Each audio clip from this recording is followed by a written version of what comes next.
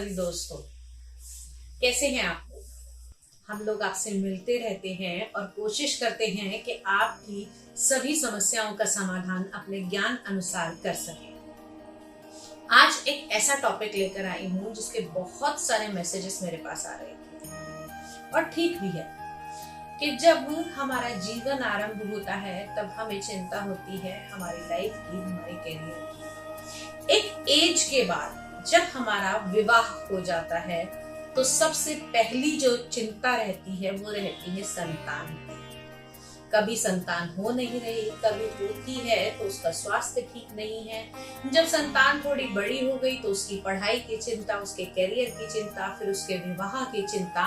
यदि देखा जाए तो विवाह के बाद में हमारी पूरी जिंदगी, हमारा पूरा संसार हमारे परिवार और हमारी संतान के चारों तरफ घूमता है। और हो भी क्यों ना, क्योंकि हमारे जीवन का यही तो लक्ष्य होता है।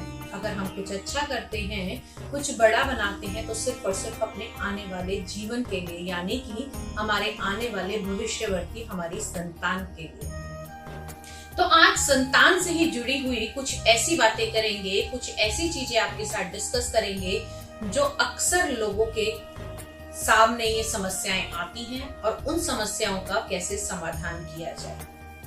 एक बच्चा जब माँ के गर्भ में होता है तभी से उसकी जर्नी शुरू होती है।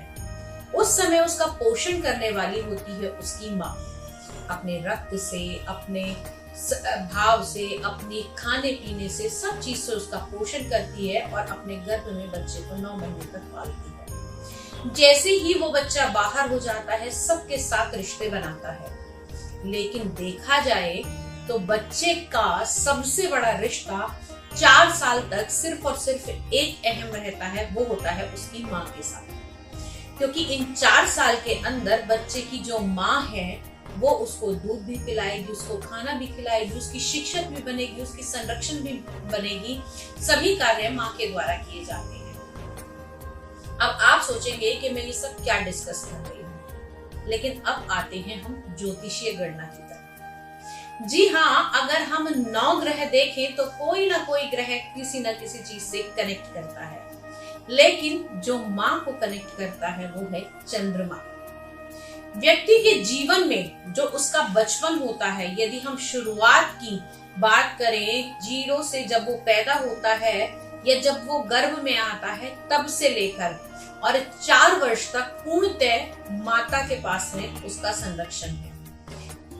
8 वर्ष तक की आयु वैसे बताई गई है कि चंद्रमा का प्रभाव 8 वर्ष की आयु तक सबसे ज्यादा बच्चे के ऊपर रहता है। उसकी मानसिक स्थिति, उसके खेलने का, उसके बोलने का, उसका भावात्मक परिवर्तन, उसका चीजों को सीखने का निश्चय, उसका रक्त का संचार, उसके दिमाग में, उसकी बुद्धि के अंदर जो चीजें बैठ रही हैं, उन सब के लिए कहीं ना कहीं उसकी माता और चंद्रमा उसके कारक होते हैं। अब यही चंद्रमा कई बार डिस्टर्ब होता है तो बहुत सारी चीजें ठीक नहीं हो पाती।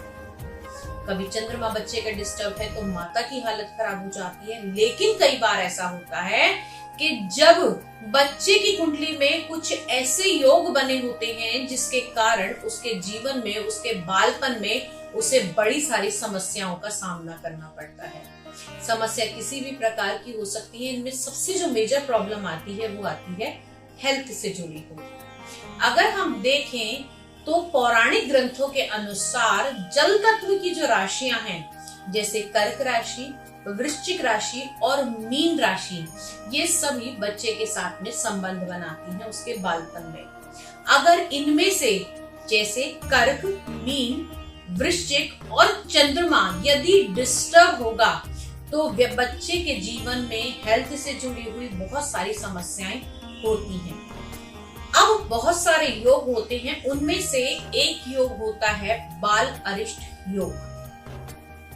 बाल अरिष्ट योग के अंदर बच्चा बहुत बीमार रहता है, बच्चे को हेल्थ की प्रॉब्लम रहती है और कई बार तो ऐसा होता है कि अगर ये बाल अरिष्ट योग का निवारण ना किया जाए, इसके उपाय ना किए जाएं तो बच्चे की लाइफ भी डेंजर में पड़ सकती है। अब एक तो हो गया बाल अरिष्ट योग। दूसरा होता है जब हम कुंडली बनाते हैं तो केंद्र में जब कोई भी ग्रह नहीं होता तब भी इन परेशानियों का सामना करना पड़ सकता है।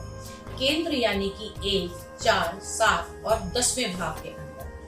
अब ये कुछ ऐसी चीजें आज हमने खाली आपको इंट्रोडक्शन दिया कि क्या क्या प्रॉब्लम हो सकती है, लेकिन हाँ आज प्रॉब्लम तो सारी बता दी, लेकिन इन समस्याओं का सिर्फ और सिर्फ मात्र एक समाधान है। जैसे ही बच्चे का नामकरण होता है, आप उसके गले में एक चांदी का चंद्रमा और एक सूर्य काले धागे में धारण करवा दीजिए। ये 4 साल तक बच्चा पहन सकता है। इसके पहनने का मतलब ये होता है क्योंकि माता जिसे हम चंद्रमा से कनेक्ट करते हैं और पिता जो सूर्य का कारक होता है, वो सदा ही बच्चे का संरक्षण करते हैं। और सूर्य और चंद्रमा 2 ऐसे देवता हैं जिन्हें हम नग्न आंखों से भी सर्वस्व देख सकते हैं। तो जब ऐसे बड़े देवता, ऐसे बड़े ग्रह बच्चे का संरक्षण करेंगे तो उसकी हेल्थ से जुड़ी हुई बहुत सारी समस्याओं का समाधान हो जाएगा। अगले वीडियो में आप देखिएगा कि बाल अरिष्ट योग कैसे बनता है और क्या क्या इसका निवारण किया जा सकता है। तब तक के लिए जय मां भगवती।